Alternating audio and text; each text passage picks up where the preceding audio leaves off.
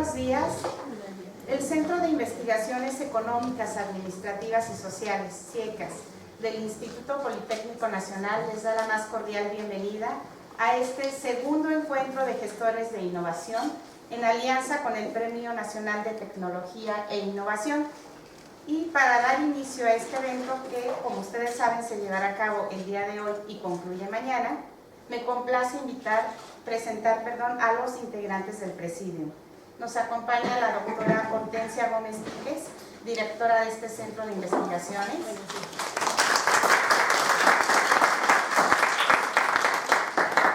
El doctor Jordi Michel Tirión, quien es profesor investigador de la Universidad Autónoma Metropolitana Unidad Azcapotzalco.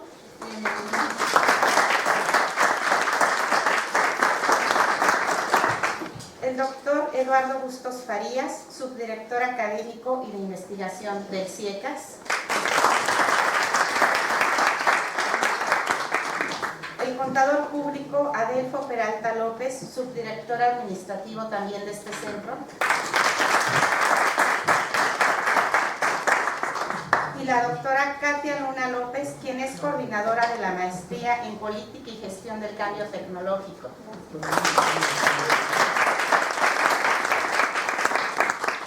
Y para dar inicio le voy a solicitar precisamente a la doctora Katia Luna que emita un mensaje de bienvenida.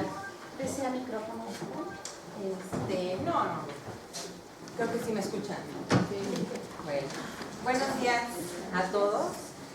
A nombre de la coordinación de la maestría en Política y Gestión del Cambio Tecnológico y de la especialidad en Gestión Estratégica de la Propiedad Intelectual, les damos la más cordial bienvenida a este segundo encuentro de gestores de innovación que se ha conformado ya como un espacio de formación continua y de vinculación con los egresados de ambos programas. Me complace informarles que ahora estamos integrando también a los alumnos del doctorado de reciente creación, del doctorado en innovación en ambientes locales. Entonces por aquí los van a ver. Algunos de ellos son también egresados del programa de maestría. Ellos también realizan proyectos de investigación en torno a la gestión de la innovación tecnológica. Entonces este evento se conforma como un esfuerzo para integrar los lazos entre todos los programas y entre los egresados de estos tres programas, bueno, de los dos programas. En el caso de la maestría ya son 19 generaciones, tenemos 17 generaciones de egresados que por aquí andarán entrando y saliendo. Afortunadamente están trabajando, ¿no? Muchos de ellos se les complica venir todo el tiempo al evento, pero no por ello dejan de establecer vínculos.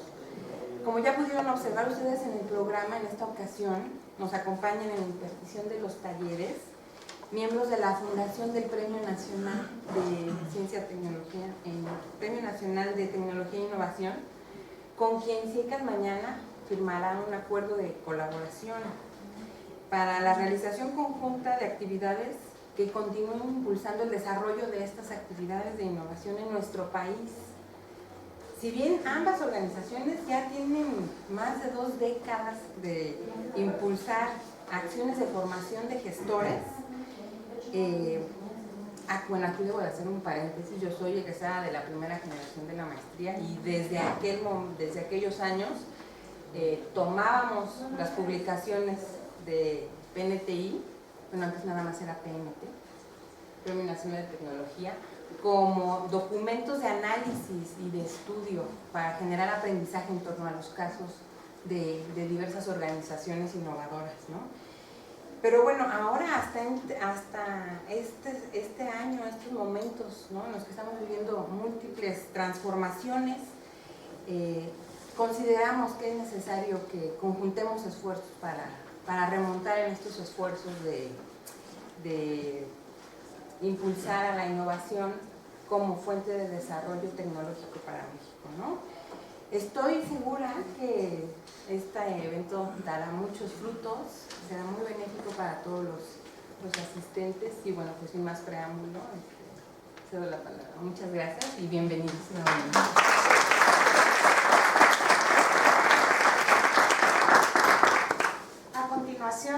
le solicitamos a la doctora Hortensia Gómez Víquez, directora del CIECAS, que emita un mensaje institucional y posteriormente que haga la declaratoria inaugural de este evento. Gracias. Pues buenos días a todos, bienvenidos sean ustedes a este centro de investigación. Es para nosotros pues un enorme gusto contar con el apoyo de nuestros compañeros, nuestros ahora aliados del Premio Nacional de Tecnología e Innovación, y pues sobre todo que ustedes tengan acceso a estas experiencias. Ellos tienen mucha práctica, los programas que tenemos son profesionalizantes.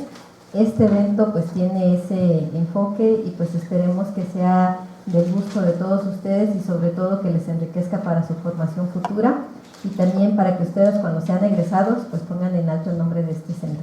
Muchas gracias y damos la bienvenida nuevamente a todos y damos inicio a las actividades.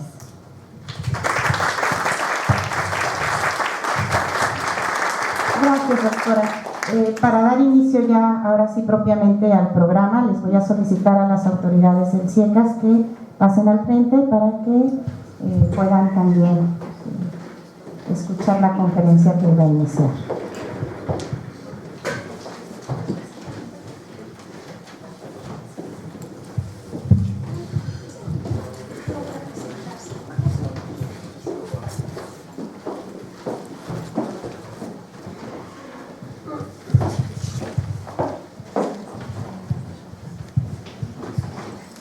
Pues vamos a dar inicio entonces ya al programa del evento.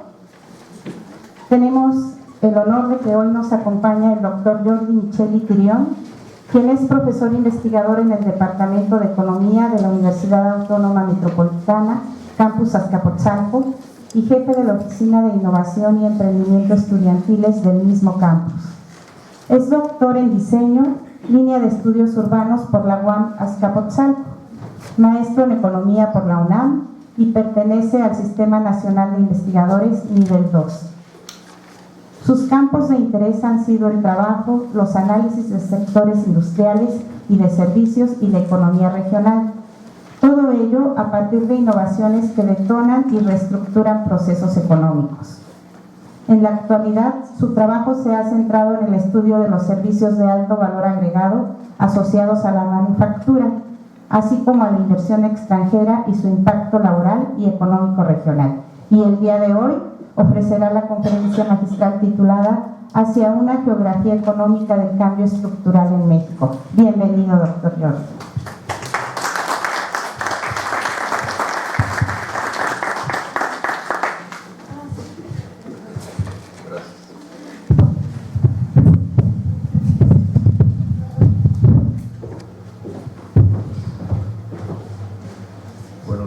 Buenos días.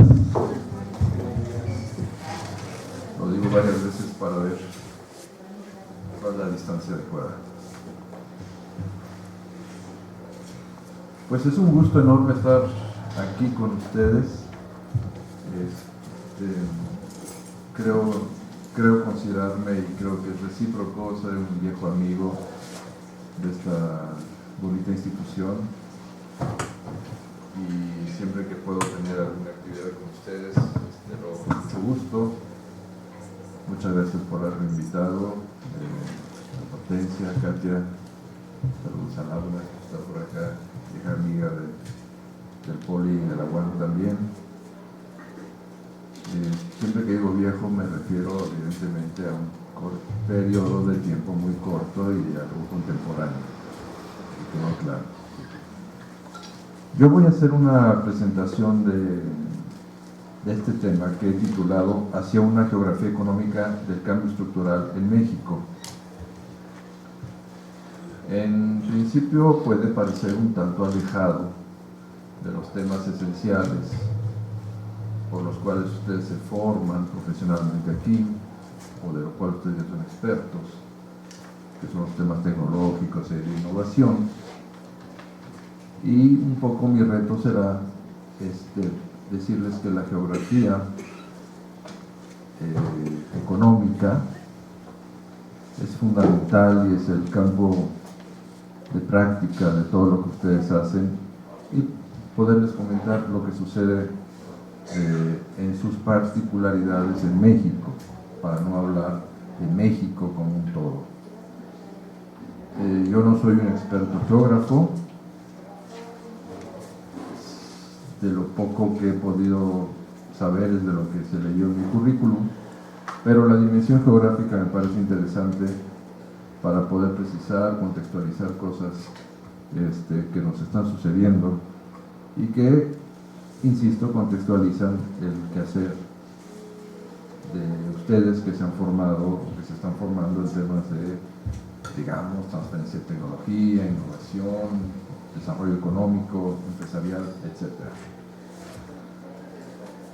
Voy a abusar del tiempo de ustedes con dos formatos. El primer formato va a ser, dado que es una conferencia, yo creo que es correcto escribirla, y he escrito un texto. Los voy a leer y la segunda parte va a estar, vamos a trabajar con una presentación al estilo actual, ¿no? Un poco más informal, más movido, para que veamos imágenes que refuerzan o evocan aquello de lo que estoy queriéndoles plantear.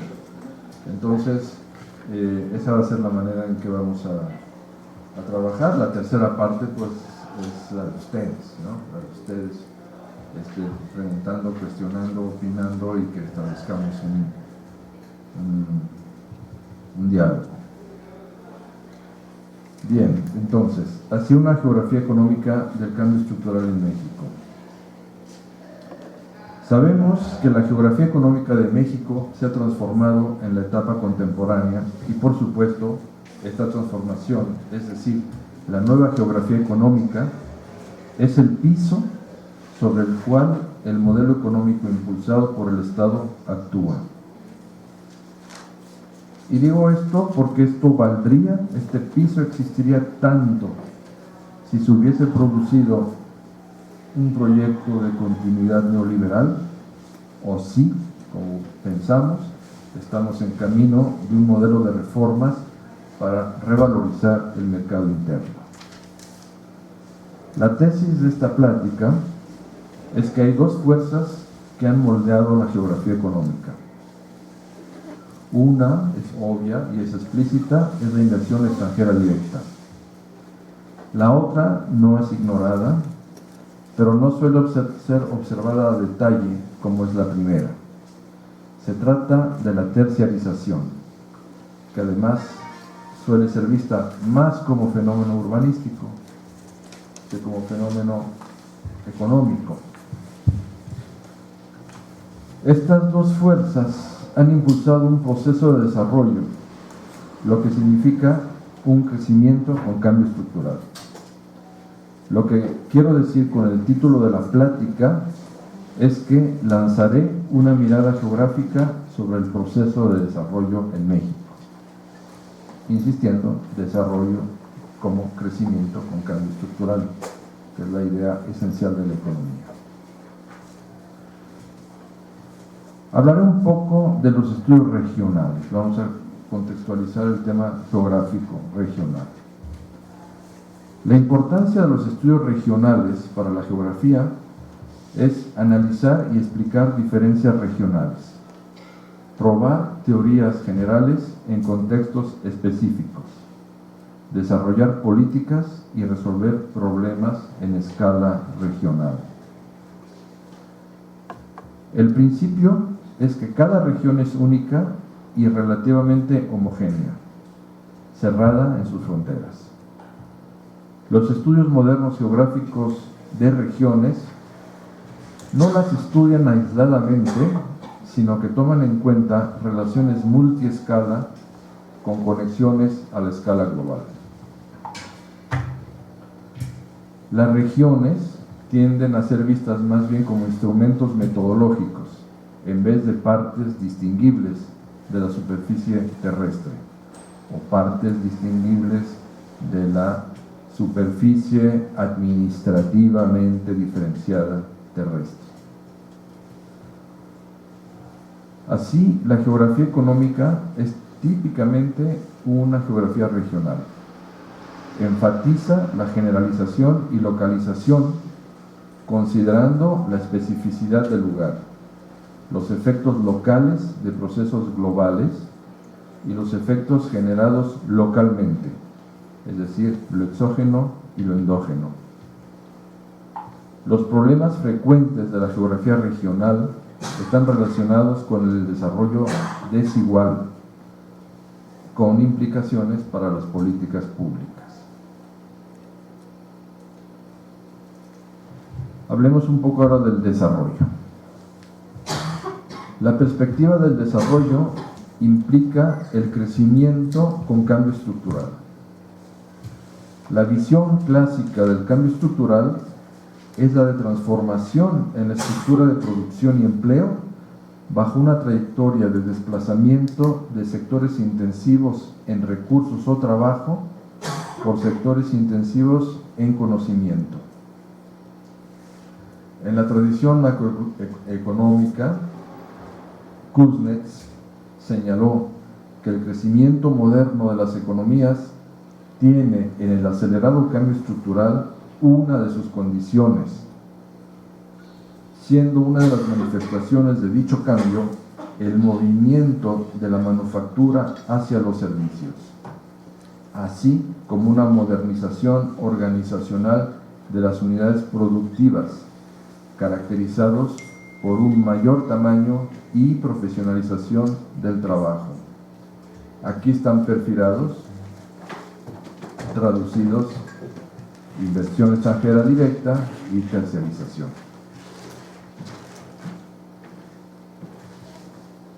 El cambio estructural no se presenta de modo único, sino bajo una diversidad de formas.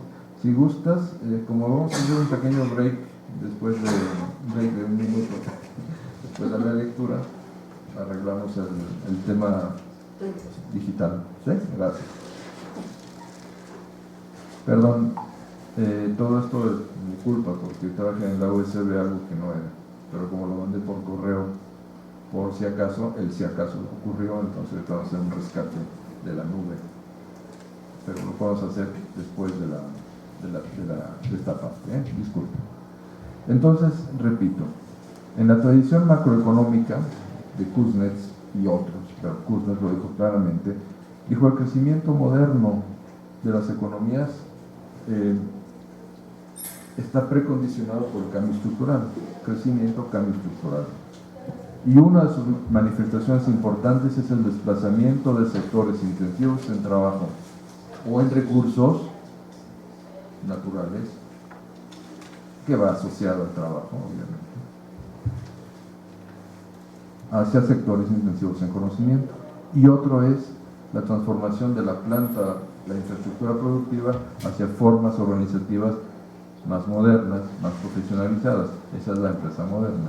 La empresa moderna pues tiene, es paradigmáticamente la empresa de la inversión extranjera directa, que hay de varios tamaños. Hay la gran multinacional, pero también la pequeña, pero todas ellas, por el hecho de estar ubicadas en otro país, produciendo o obteniendo una rentabilidad, pues tienen que tener formas organizativas modernas.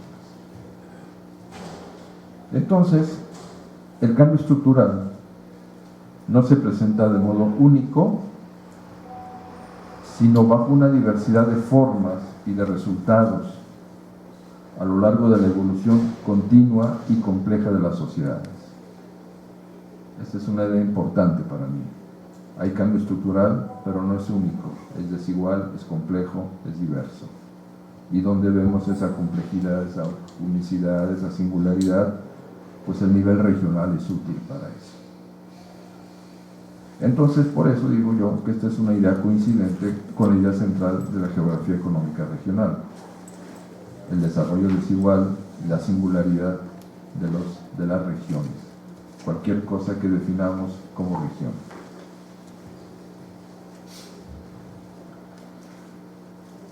Ahora quiero hablar un poco de las fuerzas exógenas.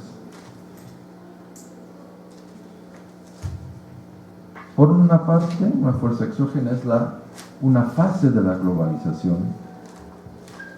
una fase de la globalización, una fase reciente, cuyo actor principal ha sido la empresa multinacional regida por una organización productiva de deslocalización de procesos, búsqueda de racionalización de costos, innovadora y promotora de intensos flujos comerciales transfronterizos. Esta globalización ha tenido como fuerza motriz tanto la ingeniería logística de la cadena global de valor, basada en desigualdades internacionales y regionales, como el apoyo institucional político, cuyo paradigma es el Consenso de Washington, que promovió un régimen internacional de sobreprotección a la inversión privada transnacional. Y por otra parte, fuerza exógena, un proceso de terciarización de la economía basado en actividades de servicios de nueva índole, que contienen más trabajo calificado, más conocimiento y que están fuertemente asociados al uso innovador de tecnologías de información y conocimiento, las TIC. Esta terciarización ha dado lugar a la concepción de la sociedad postindustrial. La terciarización contemporánea no está desligada de la globalización y de la protección a la inversión privada, pues buena parte de ella se fundamenta en los procesos de privatización de servicios básicos, antes públicos, como servicios de salud, de agua, energía, etc. Otro factor importante de esta terciarización contemporánea es la expansión y complejización del sector financiero. Ahora bien, un factor que cabe poner de relieve en la terciarización es que gran parte de su desarrollo está vinculado a la coevolución con el sector de la manufactura, tanto como insumo laboral como output híbrido de bien y servicio. Nuevos términos como servimanufactura han aparecido para dar cuenta de parte de este nuevo fenómeno, y también se ha registrado el hecho de que el sector más innovador de la economía se ha asentado en los servicios basados en la digitalización. Y claro, el nuevo y más relumbrante término al respecto es el de Industria 4.0. Así pues, hay más fuerzas externas asociadas a la reestructuración económica geográfica de México, pero estas dos que acabo de describir brevemente, que son la globalización productiva basada en empresas multinacionales y la terciarización basada en un tipo de servicio avanzado, son suficientemente significativas para explicar cómo se ha moldeado la nueva geografía económica de México. Eso es en lo externo. En lo interno, ¿qué ha pasado? En lo interno ha ocurrido en los últimos 20, 30 años el desmantelamiento de los factores institucionales y de política pública que intentan proteger la justicia distributiva o aminorar la desigualdad, por decirlo de otro modo. Se han afectado el trabajo, el empleo, la educación, la salud y la seguridad pública, por lo menos. De modo que toda esta disminución de capacidades de justicia distributiva fueron decisivos para definir el modo mexicano, entrecomillado, de integración a la globalización y a la terciarización. Y entonces tenemos un trío a considerar: globalización, terciarización y precarización laboral y social en México. Un poco sobre la teoría. El tema de la influencia que ejerce la inversión extranjera directa y las actividades de las empresas multinacionales sobre los cambios estructurales forma parte de la preocupación general acerca del papel de las empresas globales en el desarrollo económico de los países receptores de la inversión extranjera directa. Sobre esto último, el efecto de la inversión extranjera directa sobre el desarrollo económico, hay tradiciones de análisis micro y macro y en diversas escuelas, y se carece de un consenso. En la corriente micro, el análisis se dirige hacia la manera en que la presencia de las empresas extranjeras influye sobre los actores económicos del territorio receptor, tanto a través de relaciones comerciales como relaciones de conocimiento u otro tipo de relaciones. Se habla de estas relaciones, se estudia eso, o se estudian los distintos tipos de externalidades o spillovers. Los estudios de empresas, sectores o estudios regionales son los instrumentos más frecuentemente utilizados en el enfoque micro del impacto de la inversión extranjera directa sobre las regiones. Hay una corriente macro, y en esa corriente macro se analiza la relación entre la inversión extranjera directa y el crecimiento económico, básicamente comparando entre países, y por lo tanto se seleccionan datos como producción, comercio, salario, empleo, etc. En síntesis, se puede decir que el enfoque micro observa los mecanismos por los cuales la inversión extranjera directa afecta a las economías receptoras, y el enfoque macro observa los efectos de la inversión extranjera directa en las economías receptoras. Y por ello, aunque no hay un consenso, ambos enfoques se complementan si queremos entender la relación entre la inversión extranjera directa y el desarrollo económico. Y dado que el desarrollo no es un simple estado de cosas en el que se produce el crecimiento, sino que es un proceso de interacción entre diversas fuerzas que generan cambio y crecimiento, la idea del desarrollo, inversión extranjera, su efecto sobre el desarrollo, contiene a la del cambio estructural. Entonces el cambio estructural se encuentra entre los enfoques micro y macro, ¿sí?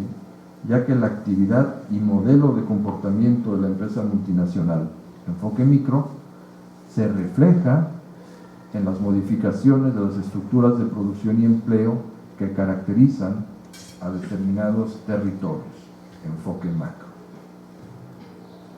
Finalmente, en nuestra propuesta observamos lo que vamos a mirar, observamos a la inversión extranjera directa, observamos el desplazamiento de sectores y el cambio y crecimiento de inversión extranjera directa y desplazamiento de sectores nos señalan las características del cambio estructural. La inversión extranjera directa la observamos en su monto, composición y dinámica dentro de los estados. El desplazamiento de sectores lo observamos en la dinámica comparada de manufactura y servicios avanzados, empleando datos de producción, de empleo y de salarios. Todos los datos están a la mano de cualquier investigador. Y planteamos un conjunto de características geográficas que nos señalan los cambios significativos en la fase contemporánea, y vamos a aterrizar con dos ejemplos de análisis de corte estatal bajo estas ideas. Entonces, en este momento hacemos un pequeño break de 2 minutos, arreglamos la infraestructura y seguimos.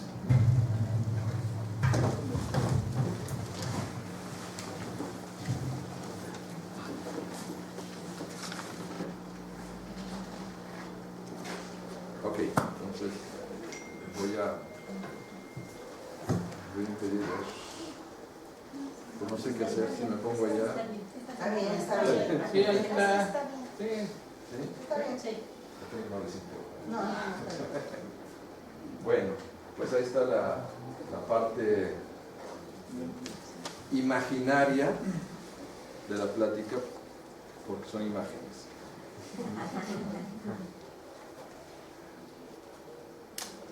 He empezado con esta pequeña aseveración de un texto clásico en la geografía posmoderna. La geografía posmoderna es básicamente lo que les he leído, la idea de dimensionamos al territorio en función de nuestros intereses, y lo que nos interesa es la diferenciación y entender el movimiento relativo de unos frente a otros, pero siempre como base un viejo principio, el principio del desarrollo desigual y combinado, diría alguien más. Entonces vamos a ubicar algo de inicio. Estamos mirando el crecimiento manufacturero. Nos vamos a situar en manufactura, inversión extranjera directa y servicios avanzados. Eso va a ser nuestro espacio económico. El crecimiento de manufactura, contexto, recuerden que se dice que la manufactura ha sido un motor de crecimiento de México en los últimos años, gracias a la inversión extranjera directa y gracias a la emergencia y consolidación de territorios o de regiones modernizadas, básicamente en el norte y centro del país. ¿Sí? Se dice eso. Pero también recuerden que la manufactura ha tenido un crecimiento bastante mediocre en México, y hay otros sectores que han crecido más. No lo pierdan de vista. Pero dentro de ese crecimiento, entonces, no voy a decir los nombres de los estados, saben ustedes cuáles son, no hay problema, aquí está esto. Hay un grupo de estados que han ganado, otros que se han mantenido, y los de color más claro han perdido. ¿Qué quiere decir ganar, perder o no ganar ni perder? Quiere decir que miramos, como se hace normalmente, el crecimiento nacional, el crecimiento promedio nacional, vemos quiénes están por arriba de ese crecimiento, quiénes están parecidos a ese crecimiento y quiénes están por debajo.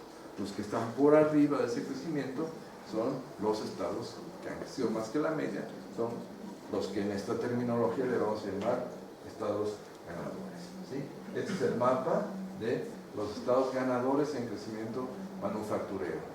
Quizá para ustedes nada de esto sea sorpresivo, pero si conocen un poco más y les interesa lo regional, pues puede ser sorpresivo para ustedes que esto que se llama Coahuila, pues no esté entre los de mayor crecimiento, y que esto que se llama Yucatán sí está. Esos son datos interesantes para empezar a mirar el territorio de nuestro país en materia de crecimiento económico. Desde luego un estado importante, todos lo son, claro, por si hay alguno de ustedes que pertenece a alguno de estos y no digo nada maravilloso de él. Aquí Veracruz pues no, con una fuerte base industrial, ha tenido un comportamiento muy mediocre en cuanto a crecimiento. Okay. Bueno, este es el primer contexto que vale la pena mirar. Segundo, ¿qué significa esto en términos de la población? Bueno, aquí lo que quiero decir con esta gráfica es que el 36% de la población mexicana está en estados ganadores, pero el 55.7% está en estados perdedores. O sea, más de la mitad de la población mexicana está en estados que no han crecido significativamente, o más bien han decrecido en materia manufacturera. Eso ya también es una dimensión interesante.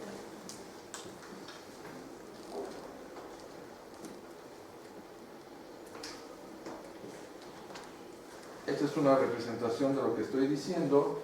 A ver, aquí vamos a mirar, empezar por los ganadores, ¿sí? Aquí vemos, es una representación de qué tanto han avanzado como proporción del Producto Interno Bruto manufacturero. Bueno, el gran brinco aquí, espero que lo alcancen a ver, está dado por Guanajuato, ¿sí?, que ha crecido todo esto, aproximadamente de 4 a 6% del Producto Interno Bruto manufacturero nacional. Ya lo sabemos, ¿no? Guanajuato es un sector, un estado con mucho crecimiento. Querétaro y Aguascalientes sobresalen, ¿verdad? Pero también San Luis Potosí, y en la parte alta Nuevo León y Jalisco han tenido crecimientos interesantes. ¿Quiénes han bajado muchísimo? El Estado de México y la Ciudad de México. Bajado muchísimo en su participación como productores de manufacturas a nivel nacional. Y luego están estos acá, que podríamos decir que, ¿por qué están acá y no en la parte de estados que ni pierden ni ganan? Pues un poco porque soy un poco miope o lo que sea, pero bueno, estos y estos son casi lo mismo en ese sentido. Tlaxcala, Guerrero, Campeche, Baja California Sur, Coahuila, Baja California, Morelos y Colima, ni frío ni caliente, 0 grados, ¿no? Entonces, esta es la representación de quienes han ganado y quienes han perdido. Ahora, esa no es toda la historia de la geografía económica de México, es una pequeña manera de empezar a contextualizar.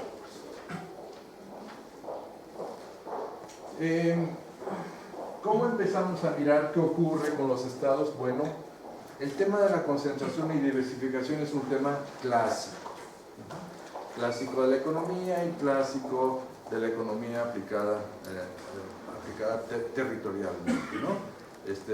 Queremos saber si en un determinado tiempo o territorio o sector industrial, ¿sí?, ha habido una concentración o lo contrario, una concentración, una diversificación. ¿Cuáles son las fuerzas que mueven hacia cómo se mueven las fuerzas hacia uno y otro, ¿no?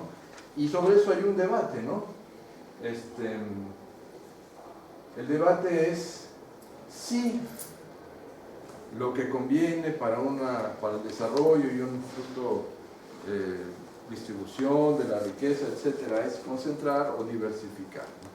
Hay quienes dicen no concentrar, ¿no? Concentrar porque así todos los recursos son aplicados a un mismo sector, a un mismo grupo de industrias, etcétera, sin subutilización ni nada, y otros que dicen diversificar, ¿no? Porque la diversificación te protege de las fluctuaciones del mercado, etcétera, etcétera. Lo que caracteriza a una economía urbana es precisamente la diversificación, ¿sí? Eso, históricamente hay que aclarar.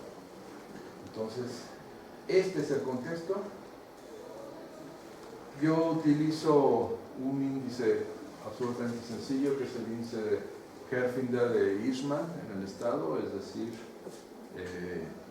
se mira los subsectores, lo van a ver, se miran los subsectores, cuánto porcentualmente participan de la producción estatal, ¿sí? Y elevamos al cuadrado, hacemos la sumatoria. Lo interesante, sin que sea,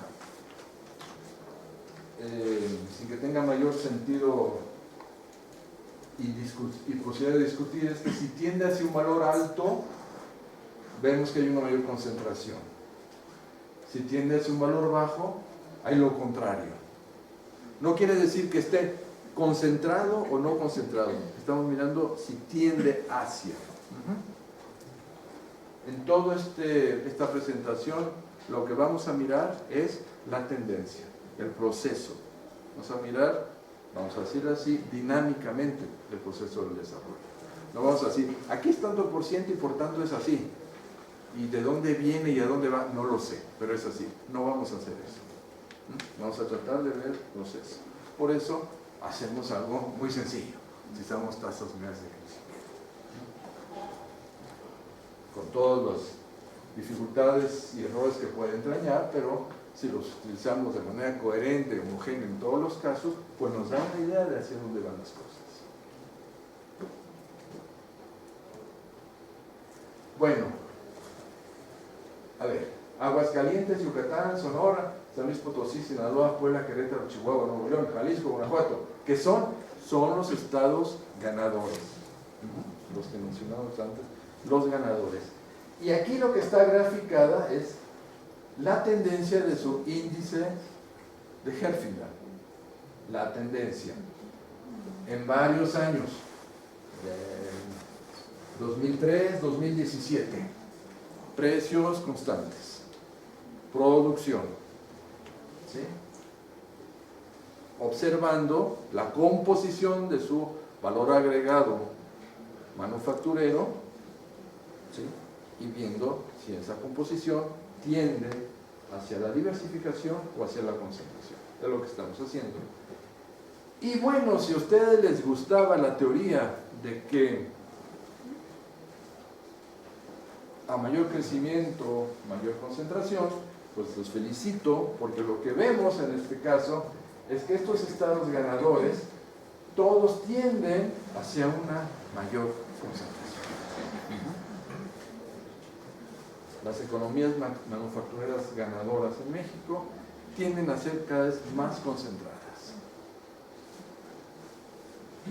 Se cumpliría entonces uno de los principios que plantean que, bueno, se tiende a mayor concentración conforme se crece en la economía manufacturera. ¿Es total y 100% absoluta? No. Zacatecas, pues no nos muestra eso. Aunque quizás, si luego pudiéramos tener 5 o 6 años más, se nos movería esta línea, ¿verdad? Pero esto es un primer dato que nos habla de cómo se ha conformado la geografía económica de México, ¿sí? Estados que han crecido más desde el punto de vista manufacturero que la media, son estados que se han concentrado, ¿sí? La producción. Estos son estados: Colima, Morelos, Coahuila y Baja California. Son estados que no han ni crecido ni decrecido en términos de su Producto Interno Bruto manufacturero. ¿Y qué vemos? Bueno, no está claro. En algún caso sube la concentración, en otro baja la concentración, o sea, se diversifican más. Coahuila y Baja California tenderían a diversificarse, pero no es tan claro como en el caso pasado, en que todos los que crecen en su concentración, menos uno. Y estados en los que ha descendido el crecimiento manufacturero, sobre todo en estos casos en la línea de abajo, en este y en este, vemos que aumenta o se tiende hacia una desconcentración, es decir, hacia una diversificación. Entonces, salvo 4 o 5 estados, ¿sí? Como no es una ley, pues hay excepciones. Podemos decir que en México, en los últimos 18 o 15 años, los estados en donde ha habido un crecimiento manufacturero se ha tendido a una concentración. Los estados en donde ha disminuido o ha habido tasas de crecimiento manufacturero menores a la media nacional, ha aumentado o ha habido una tendencia hacia la diversificación. ¿Sí?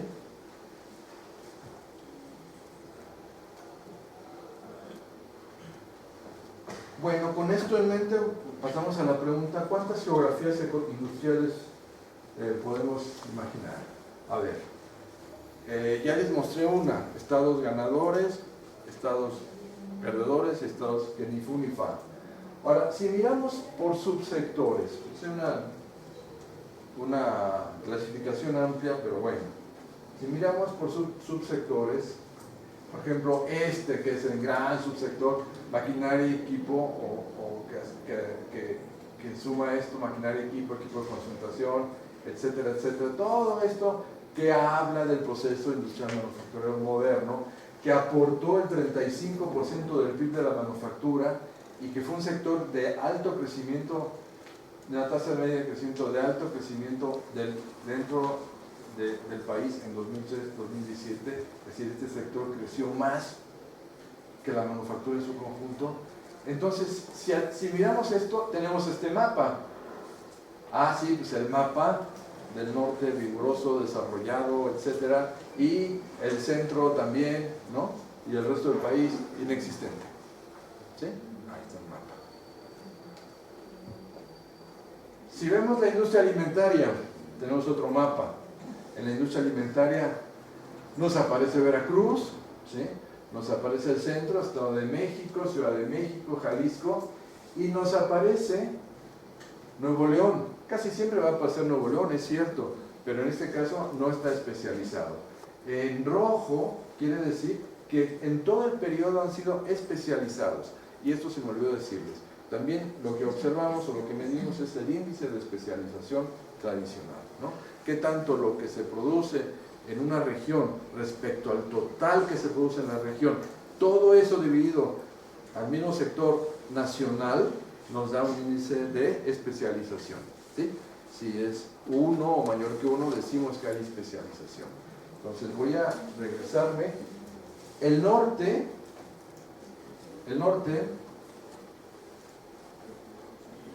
importante por su peso y siempre especializado, ¿sí?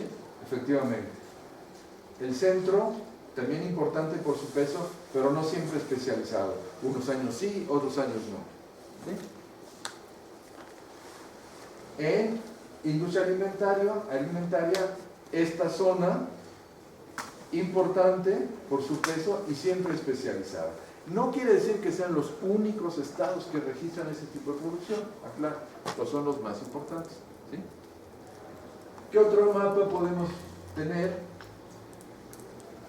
Bebidas y tabaco, ¿sí? Importante, ¿verdad? Aquí tenemos entonces algo que va así, ¿no? En el caso anterior tenemos un mapa concentrado acá y acá. En el siguiente algo así, y acá algo que atraviesa México. Tenemos como un eje, ¿sí? Y tenemos en este eje estados siempre especializados. Ya nos aparece, por ejemplo, Coahuila. Coahuila no nos aparecía antes en algo, pero en esto sí nos aparece. Es decir, las escalas, pues, hablábamos de la multiescalaridad con la que mirábamos la geografía y los territorios, son importantes para decirnos cómo son las geografías de México.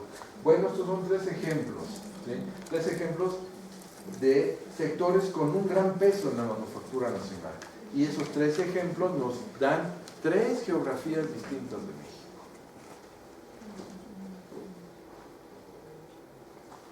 Y bueno, el textil no es importante por el peso, el 1.3% del PIB de manufactura. Su tasa media de crecimiento del textil ha sido incluso negativa.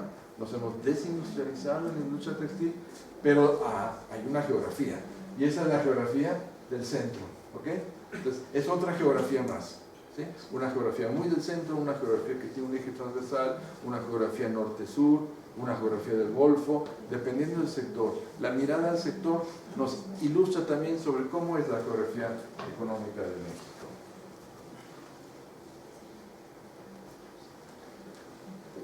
Vamos a ver ahora cuál es la geografía de la inversión extranjera directa.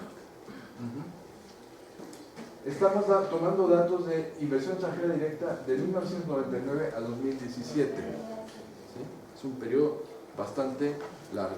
Aquí no hay deflación, todos los precios van en dólares, entonces no hace falta.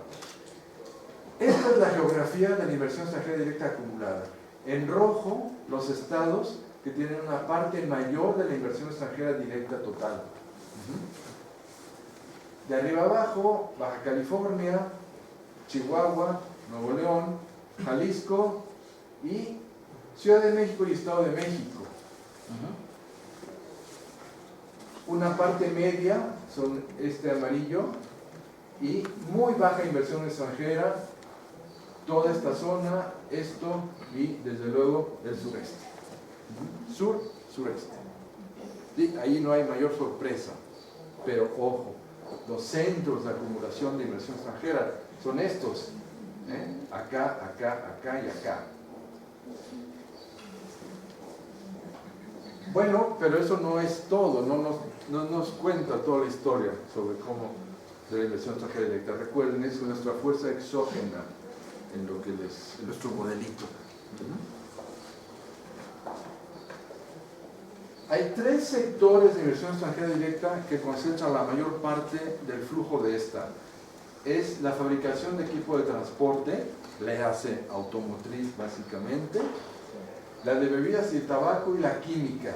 Y en total estos 3 sectores representan un poco más de la mitad de la inversión extranjera directa acumulada. ¿Sí? Esos son sectores importantes. De ahí para abajo se diversifica bastante. Bueno, estos 3 sectores tienen mapas distintos. ¿Sí?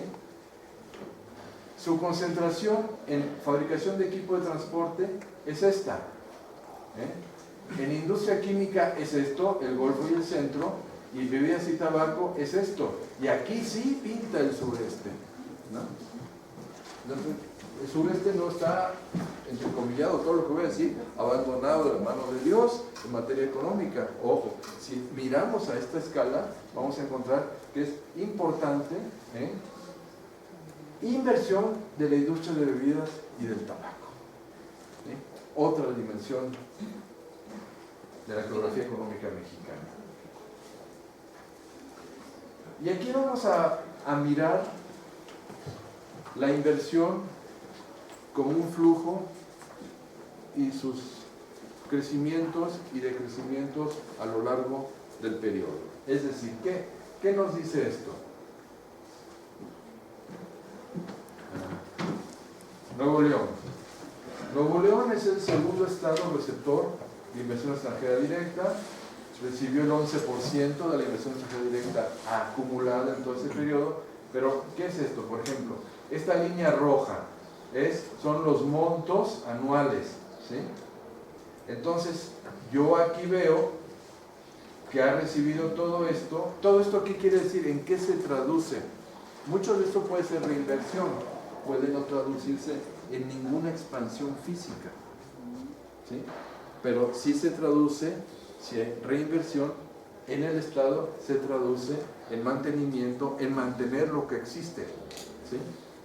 Y si vemos picos, quiere decir nuevas capacidades productivas, ¿sí?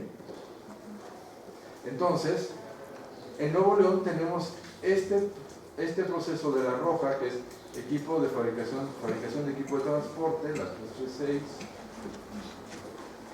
la 336, sí, es fabricación de equipo de transporte, y vemos un pico en este año y luego baja, ¿sí? Es decir, aquí lo que estamos poniendo no son todos los sectores en los que se invierte, sino los 3 más importantes, que en todos los casos representarán alrededor del 60% del total de inversión extranjera directa dentro del Estado. ¿Qué es esto? Una mirada dinámica, ¿sí? Si yo te pregunto, ¿qué ha ocurrido con la inversión extranjera en Nuevo León? Tú me dices, el total ha sido esto. Dividido así. ¿Y qué ha pasado? Pues, obviamente, no pasa lo mismo en el Estado por efecto de esta inversión que por efecto de esta, o que por efecto de esta. ¿Por qué? Porque hay tiempos en que maduran las inversiones, porque hay nuevas líneas, nuevos productos, etc. ¿Sí? Entonces, los efectos de la inversión extranjera directa no son, se ha invertido tanto en tal periodo, ¿qué pasó en tal año? No sé. O puedo hacer correlaciones y quién sabe qué me den, y quién sabe cómo las deba yo leer, ¿sí? Lo que sí hay que mirar es esta evolución. Y no es igual en todos los estados, esa es otra geografía dinámica, ¿sí? Para el Estado de México, tercer lugar, ¿sí? Vemos que esta es la evolución. Y aquí tenemos la 325, industria química como la más importante, ¿sí? Con importantes picos. Para Chihuahua vemos esto es automotriz, bastante mayor y bastante separada y con crecimientos mucho más importantes que el resto. Entonces ahí ya nos empezamos a dar cuenta de qué significa la inversión extranjera directa. Simplemente mirando eso, ¿qué puede significar para un estado? Jalisco, otro modelo. Bueno, entre tantos casos, es posible una tipología, podemos encontrar patrones. Vamos a explorarlo. Vamos a mirar, qué pasa cuando buscamos que la concentración de inversión extranjera directa se dé al final de nuestro periodo. Es decir, antier, Porque si esto fue 2017, pues fue antier, ¿no? Estamos en 2019. Pero si esto fue en 2003, ya llovió, ya ocurrieron muchas cosas, ¿sí? Ya es una inversión vieja. Los efectos de algo ocurrido, si estamos aquí, los efectos de algo ocurrido aquí son distintos que los efectos de algo ocurrido aquí. ¿Están de acuerdo? ¿Sí? Entonces, eso es lo que tratamos de entender, porque nosotros estamos aquí, ¿sí? Entonces, bueno, San Luis Potosí y Coahuila, el habitante de ahí, va a haber mucha inversión reciente. Y va a decir, uy, el Estado está llegando a mucha inversión. No, hombre, llegó hace mucho, no la veo. Yo tenía no sé qué edad, no tenía trabajo, no tenía nada que ver con eso, ¿sí? Pero bueno, entonces, hay estados en donde podemos ver una concentración al final. Eso genera un efecto. Hay estados en donde la concentración es en la parte media, como Nuevo León y Querétaro. Hay estados que se concentraron al inicio y después ya no pasó nada, entre comillas lo de nada, ¿sí? Como Colima y Durango, ¿sí? Esa es una tipología distinta, efectos diferentes que hay que mirar cuando tratamos de ver el efecto de la inversión extranjera directa a nivel local. Lo que hacen o hacemos los economistas es mirar un punto, correlacionar, y bueno, matemáticas a toda y nos dice cosas, ¿no? Pero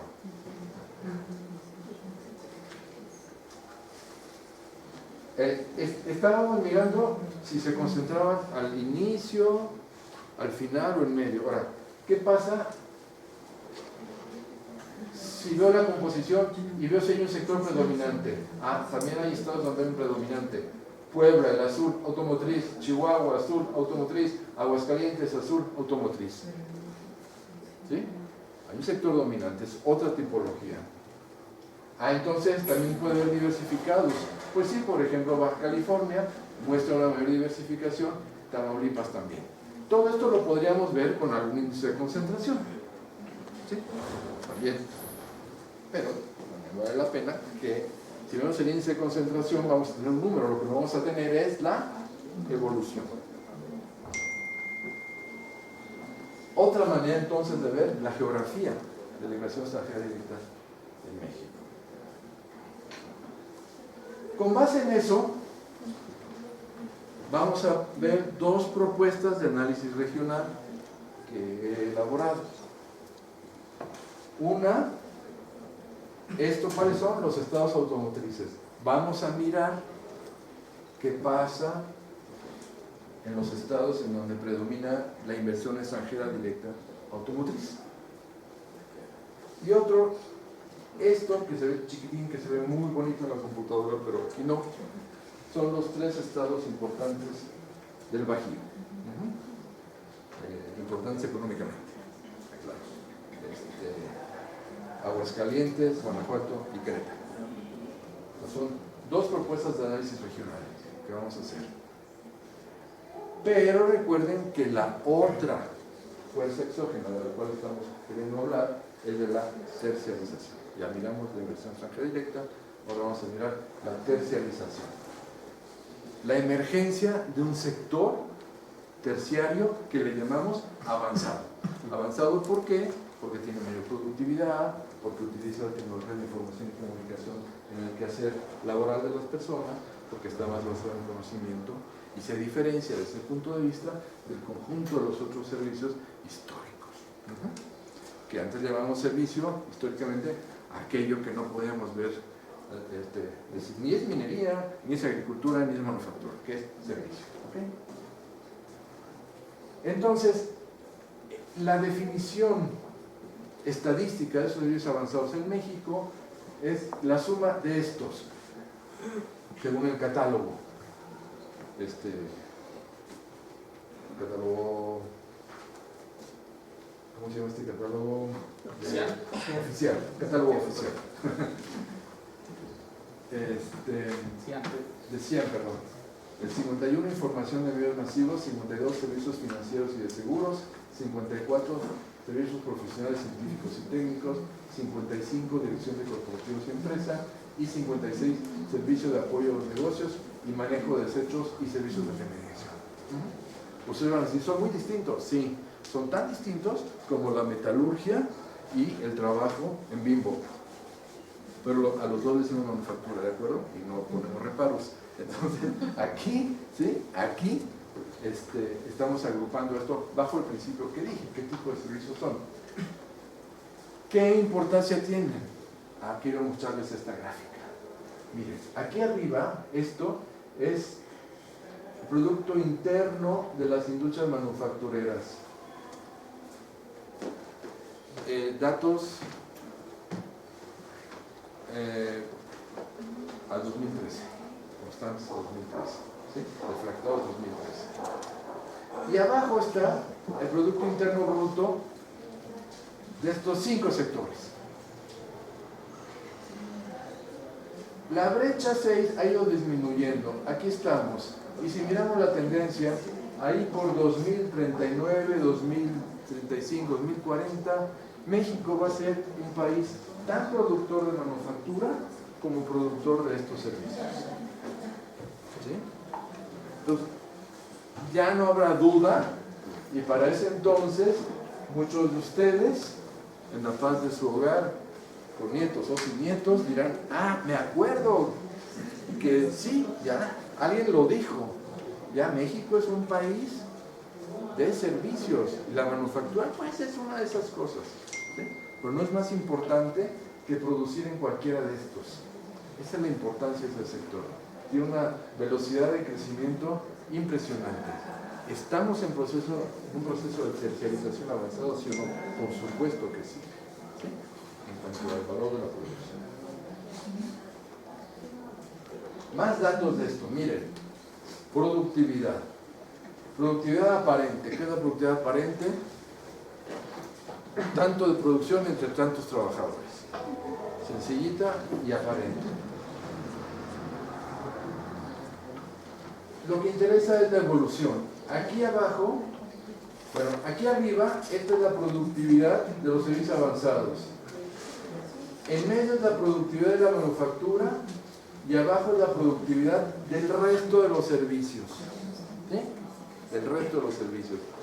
Ven claramente que el sector de servicios avanzados es un sector cuya productividad va en ascenso. En cambio, la productividad de la manufactura está estancada, y más abajo, hacia abajo, la productividad del resto de servicios. Elasticidades.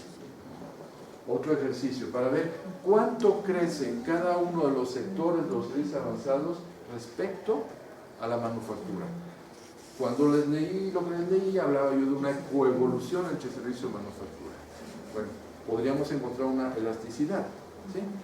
Entonces, vean, hay una alta elasticidad de servicios financieros y de seguros, de información en medios masivos hacia el crecimiento de la manufactura. Crece la manufactura, crecen mucho esos servicios. También hay alta elasticidad, aunque no tanto, dirección de corporativos y empresas. Se entiende, porque muchos de esos corporativos y empresas lo son de empresas manufactureras. Pudiera haber una baja elasticidad muy cercana a 1 de servicio de apoyo a negocios y manejo de desechos y servicios de remediación, y más bajas servicios profesionales, científicos y técnicos. Mala noticia para todo lo que trabajan y estudian ustedes, ¿sí? Ustedes son acá, ¿no?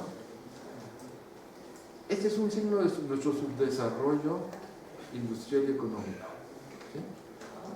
Que crece la manufactura, pero los servicios profesionales, científicos y técnicos crecen menos. ¿Por qué? Pues en gran medida porque está basado en empresas multinacionales que no nos necesitan. Pero sí necesitan servicios financieros, información en medios masivos, la página web, los call centers, todo eso, ¿sí? Bueno, con esas diferencias de elasticidades y esas diferencias de peso, de todas maneras estamos hablando de un sector terciario avanzado, ¿ok?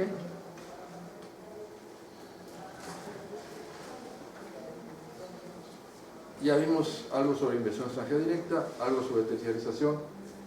Regresamos al caso que quería mostrarles, el de los estados de producción automotriz. Estos estados son estos: Sonora, Morelos, San Luis Potosí, Puebla, Aguascalientes, etc. Todos estos estados tienen una importante índice de especialización. No basta con producir industria automotriz, hay que tener una especialización. Miren, por ejemplo, Nuevo León, ¿sí?, produce mucha industria automotriz, pero está poco especializado, ¿sí?, igual que el Estado de México. En cambio, hay estados de gran especialización, como Sonora, como Puebla, ¿sí? Es la diferencia con respecto a la industria automotriz.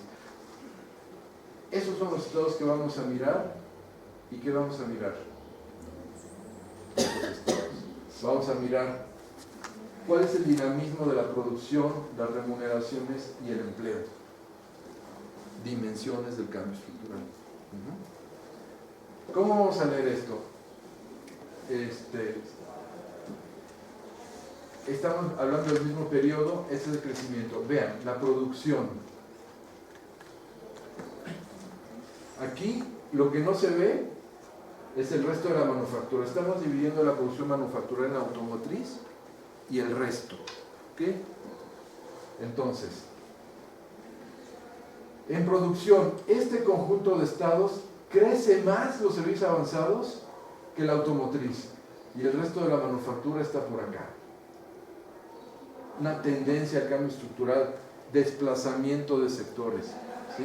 En los estados automotrices definidos como los definí, ¿sí?, que tienen un peso importante en la producción automotriz y un peso importante en su índice de especialización automotriz, crece más los servicios avanzados que la industria automotriz, y la manufactura acá, el resto de la manufactura no crece. Bueno, pero nos interesa el factor humano. Del factor humano, ¿qué nos interesa? ¿Cuánta gente y cuánto gana? O sea, remuneraciones. El sector que más, esto va para abajo, eso quiere decir negativo, ¿sí? Crecemos en algo, pero decrecemos en remuneraciones. Decrecemos. ¿Cuál decrece más? El automotriz. Tendencia, ¿eh? No quiere decir que si el día de hoy medimos cuánto gana alguien automotriz respecto a no automotriz, no sea más alto el automotriz. No quiere decir eso. Quiere decir simplemente que este nivel automotriz viene de un decremento, ¿sí? Y que entonces, si nos vemos dentro de 5 años, vamos a estar por acá, ¿sí? Entonces, eso es lo importante, el dinamismo. El dinamismo de los sectores, de las remuneraciones automotrices van bajando, y el dinamismo en servicios avanzados en remuneraciones no baja tanto. El empleo crece más, el empleo en servicios avanzados, que en automotriz, ¿sí? En todos los casos no se ve, pero créanme, en medio está el resto de la manufactura. Son estados de gran concentración automotriz, ya los habíamos visto, concentrados cada vez más, en donde la automotriz es cada vez importante. ¿Y cuál es el efecto? ¿Cuál es el efecto en el cambio estructural? Pues una caída de remuneraciones, y que crece mucho el sector de servicios avanzados, pero sus remuneraciones también bajan. Ese es nuestro cambio estructural, si comparamos y vemos al sector, a esa parte de la geografía mexicana. ¿Vamos? Otro caso, el Bajío, y este va a ser el último caso, ¿sí? Bajío, aquí estoy representando cuánto por estado tienen de inversión extranjera directa acumulada en el periodo. Quien más ha acumulado es Guanajuato, le sigue Querétaro, le sigue Aguascalientes. Aquí reproduzco nuestro electrocardiograma, vamos a llamarlo así, electrocardiograma, pues. No, porque no se repite, entonces no es un electrocardiograma. Este tipo de gráfica de la inversión extranjera directa. Vean, Aguascalientes, predominantemente automotriz, ¿sí? Importante acá, luego no mucho, y al final vuelto a ser importante. Guanajuato, mucho más diversificado, con mucha importancia la inversión al final, y Querétaro con mucha importancia la inversión, más diversificado, pero sobre todo en medio. Eso son esos tres estados y vamos a comparar lo mismo. Bueno, aquí vemos una gráfica de su inversión acumulada que nos dice esto, que el periodo 2012 hacia acá ha sido el más importante en inversión extranjera directa acumulada, sumando los tres estados. Pero nos interesa la diferencia, y aquí pues voy a tener que inventarles otra vez los datos. Crecimiento, valor agregado, producción, personal ocupado y remuneración media.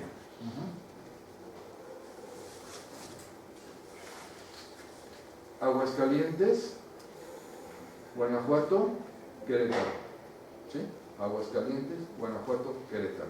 Aquí estamos comparando los tres estados. ¿Sí? En el caso anterior tomaba los estados en su conjunto y veía qué pasaba con el cambio estructural tomando a ese conjunto. Ahora vamos a diferenciar. Aguascalientes. La producción automotriz crece mucho. En este estado también crece y en este estado también crece. Comparado, ¿sí? Con los servicios avanzados, el resto de actividades no las vamos a ver, no se nota, vamos a hacer solamente la comparación con servicios avanzados. Crece más que servicios avanzados, ¿sí? Y en personal ocupado también. Remuneración media baja mucho Aguascalientes en ambos sectores. Siguiente estado, Guanajuato. Crece más producción automotriz que servicios avanzados. Personal ocupado, crecen más los servicios avanzados que la automotriz, y la remuneración media baja, pero no baja como en Aguascalientes. Y en Querétaro tenemos crecimiento mayor de la producción automotriz que de servicios avanzados, crecimiento mayor del personal ocupado de automotriz que de servicios avanzados, y la remuneración media baja más en los servicios avanzados. Ustedes no se vayan a trabajar a Querétaro, por más que les digan. ¿Sí? Según esto, debían de trabajar en Guanajuato. ¿Alguien se vaya a Querétaro? Todos. Bueno, entonces traten de modificar esto. Pero así es. Eso no quiere decir que les va a ir mal, nomás digo cómo le verá a sus colegas. Dime. El turismo, ¿no? No, aquí no va. No lo incluí. No lo incluí. No fue una elección mía incluirlo. ¿Sí? Por eso. Ni la minería, ni la agricultura. Un 8% del PIB podría haber sido medio. No, sí, pero no era mi intención. Estoy viendo el cambio estructural desde el punto de vista de manufactura y servicios avanzados. Bueno, esto es lo que nos muestra un análisis interestatal. Lo otro era un análisis agrupando una región, vamos a llamarle la región automotriz de México. Desde luego estamos exagerando. Cuando decimos Chihuahua, tenemos datos de Chihuahua, no tenemos los datos del sector en donde está la industria automotriz en Chihuahua. Cuando decimos Sonora, tenemos datos de Sonora. O sea, esa es una limitación importante. Pero en este caso, cuando decimos Querétaro, Aguascalientes, Guanajuato, casi todo eso que constituye desde cierto punto de vista una o dos zonas metropolitanas nuevas, ¿sí? Podemos hacer comparable los datos estatales. Si decimos la manufactura en Aguascalientes, estamos hablando del total de la manufactura de Aguascalientes automotriz, estamos englobando al Estado. Es decir, por lo pequeño del Estado, este tipo de análisis funciona mejor que si hicimos Chihuahua, Coahuila, Sonora. ¿Ok? Es una limitación. Y con esto concluyo. Lo que digo acá es lo que, repito, el cambio estructural se presenta bajo una diversidad de formas, ¿sí? Y de resultados a lo largo de la evolución. Hay que mirar la geografía. Y claro, si no tenemos políticas integrales de industrialización a nivel estatal, el predominio de la industria automotriz, la falta de fomento, servicios avanzados, pues van a dar estas distorsiones y algo que no nos gusta. Si la tendencia es que nos convirtamos en un país tan productor de servicios avanzados como lo somos desde el punto de vista manufacturero, necesitamos revalorizar el trabajo humano, la profesión en los servicios avanzados. Y lo que vemos a nivel local es que eso no está ocurriendo. Aumenta nuestra productividad, ¿sí? Es normal, trabajamos con la computadora, estamos en sectores de alto crecimiento de valor agregado, pero nuestras remuneraciones son bajas. Y siguen siendo importantes las remuneraciones en el sector automotriz más que en el manufacturero. Por eso podemos adelantar, y esto ya es una conclusión extra, que parte de lo que va a transformarse en los años siguientes son los cambios a la Ley Federal del Trabajo, a la posibilidad de que los sindicatos de la industria automotriz, cuando digo industria automotriz, ojo, es toda la cadena de la industria automotriz, no solo las ensambladoras, ¿sí? Estamos hablando de cerca de 800,000 trabajadores, negocien salarios mayores, y entonces el arrastre hacia otro tipo de salarios puede darse más fácilmente, porque los trabajadores en los servicios avanzados no tienen sindicatos, no tienen forma de que haya una representación que dispute formas salariales superiores, y los salarios no crecen por los equilibrios del mercado, vienen de otra parte. Pues eso es, colegas, lo que tenía para presentarles. Espero que les haya servido y estoy para sus preguntas, comentarios, etc.